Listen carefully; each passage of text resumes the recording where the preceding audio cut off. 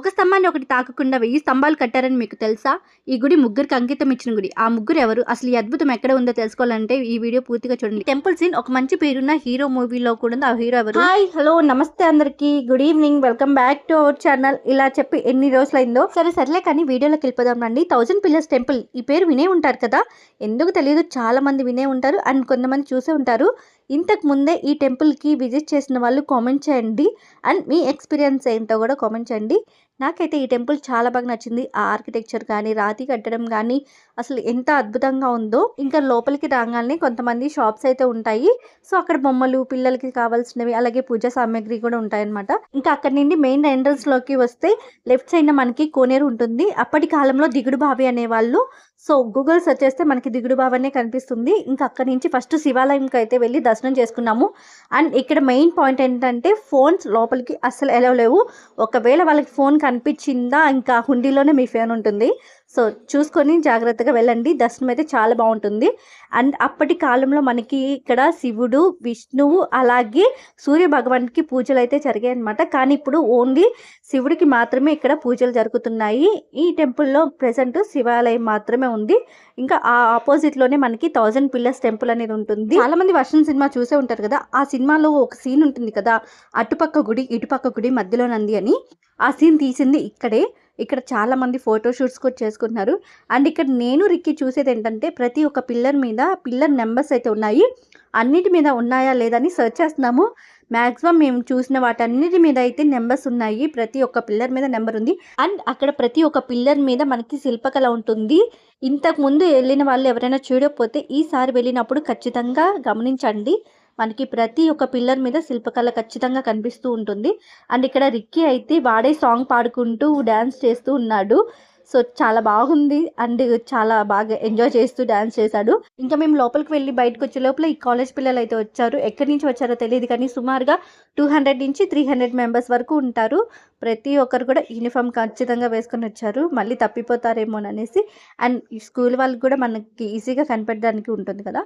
And ఇక్కడ మీరు చూస్తున్నారు అసలు ఎంత బాగా క్లియర్గా కనిపించాయో పిల్లర్స్ అనేవి.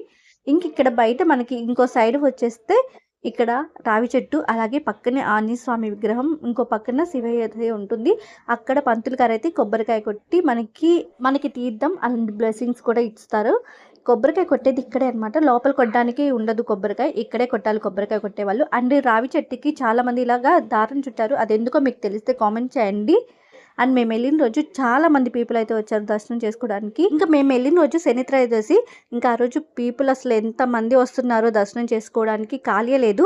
వచ్చే వాళ్ళు వస్తుంటే వెళ్ళే వాళ్ళు వెళ్తున్నారు. ఇంకా మేము దర్శనం అయిపోయి బయటకు వచ్చేసరికి చాలా మంది వచ్చారు. ఇంకా రిక్కీ వాళ్ళ అత్త కలిసి పోలీస్ దగ్గరికి వెళ్ళి షేక్ హ్యాండ్ ఇచ్చి పలకరించి వస్తున్నారు. వీళ్ళకి డేర్ ఎక్కువే కొంచెం. ఇంకా నందీశ్వర్ అయితే మధ్యలో ఉంటారు, మనకి ఆ టెంపుల్కి ఈ టెంపుల్కి మధ్యలో ఉంటారు. సో వర్షం సినిమా చూసిన వాళ్ళు ఈ విగ్రహాన్ని చూసిన వెంటనే ఆ సీన్ గుర్తుకొచ్చే ఉంటుంది కదా. సో అలా ఎంతమంది కనిపించిందో వెంటనే కామెంట్ చేసేయండి. ఇంక ఇక్కడ రిక్కీ మా నాన్న అయితే పిల్లర్స్ అన్ని గమనించుకుంటూ బాగా ఎంజాయ్ చేస్తున్నారు. చాలా బాగుంది. అక్కడ మాత్రం ఖచ్చితంగా వెళ్ళాల్సిన టెంపుల్, ఒక్కసారైనా చూడాలి. ఇంకా ప్రతి ఒక్క పిల్లర్ మీద మనకి నెంబర్స్ అన్నీ కనిపిస్తూ ఉంటాయి. ఇక్కడ మాత్రం పిల్లర్స్ అనేది అసలు ఎంత క్లియర్గా ఎంత బాగున్నాయో. అసలు ఈ 1000 పిల్లర్స్ కట్టింది ఎవరు, అసలు ఈ 1000 పిల్లర్స్ రహస్యం ఏంటో ఇప్పుడు మీకు క్లియర్గా నేను చెప్తాను. స్టోరీ మిస్ అవ్వకుండా వినండి, లాస్ట్ వరకు చూస్తే మీకు క్లియర్గా అర్థమైపోతుంది. ఇప్పటివరకు ఎవరైనా మన ఛానల్ని సబ్స్క్రైబ్ చేసుకోకపోతే ప్లీజ్ సబ్స్క్రైబ్ చేసుకోండి, ఒక లైక్ చేయండి, షేర్ చేయండి మీ ఫ్రెండ్స్కి. ఈ 1000 పిల్లర్స్ టెంపుల్ వెనుకున్న రహస్యం ఏంటి, స్టోరీ ఏంటి ఇప్పుడు క్లియర్గా తెలుసుకుందాం. ఇక స్టోరీలోకి వెళ్దాం రండి. ఈ దేవాలయాన్ని సుమారుగా 11వ శతాబ్దంలో అప్పటి కాకతీయ రాజవంశానికి చెందిన రుద్రదేవరాజు గారు ఈ టెంపుల్ని నిర్మించారు. ఈ ఆలయం మనకి హన్మకొండలో ఉంటుంది. శివుడు, విష్ణువు మరియు సూర్యుడికి అంకితం ఇచ్చిన త్రికూట ఆలయం ఈ 1000 పిల్లర్స్ టెంపుల్. ఈ ఆలయంలో ప్రత్యేక ఆకర్షణ ఏంటంటే ఒకదానికొకటి తాకకుండా నిర్మించిన 1000 స్తంభాలే ఈ ఆలయం ఒక ప్రత్యేకత. వాటిలో ప్రతి స్తంభం ఒకే ఆకారంలో కనిపించిన దగ్గరికి వెళ్ళి చూస్తే వేర్వేరు శిల్పకళలు స్పష్టంగా కనిపిస్తాయి. ఈ స్తంభాలు సంగీతం వంటి శబ్దం వచ్చేలా చెక్కినట్టు అప్పటి ప్రజలైతే నమ్మేవారు. ఈ ఆలయంలో శివుడు రుద్రేశ్వరుడు రూపంలో దర్శనమైతే ఇస్తారు. అలాగే ఈ ఆలయం మనకి నక్షత్ర ఆకారంలో శాండ్విక్స్ అనే టెక్నాలజీ వాడి నిర్మించారు. కాకతీయుల కాలంలో ఈ ఆలయం విద్య, సంస్కృతి మరియు భక్తికి కేంద్రంగా ఉండేది. తర్వాత కాలంలో జరిగిన దాడుల వల్ల ఈ ఆలయం కొంత దెబ్బతినింది. తర్వాత ఆర్కియాలజీ డిపార్ట్మెంట్ వాళ్ళు ఈ టెంపుల్ ని పునర్నిర్మించారు. ప్రెసెంట్ ఈ temple archaeology survey of India ఆధీనంలో అయితే ఉంది. ఇప్పటికీ ఈ టెంపుల్ కాకతీయుల శిల్పకళా ప్రతిభకు గుర్తుగా నిలిచిపోయింది. వచ్చిన పర్యాటకులను అందరినీ ఆకర్షిస్తూ ఉంటుంది. మీరు ఇంతకు ముందే ఈ గుడిని విజిట్ చేశారా? ఒకవేళ విజిట్ చేయకపోతే మీరు ఎవరితో వెళ్ళాలనుకుంటున్నారో వాళ్ళకి ఈ వీడియో షేర్ చేయండి. వీడియో నచ్చితే లైక్ చేయండి, షేర్ చేయండి, కామెంట్ చేయండి.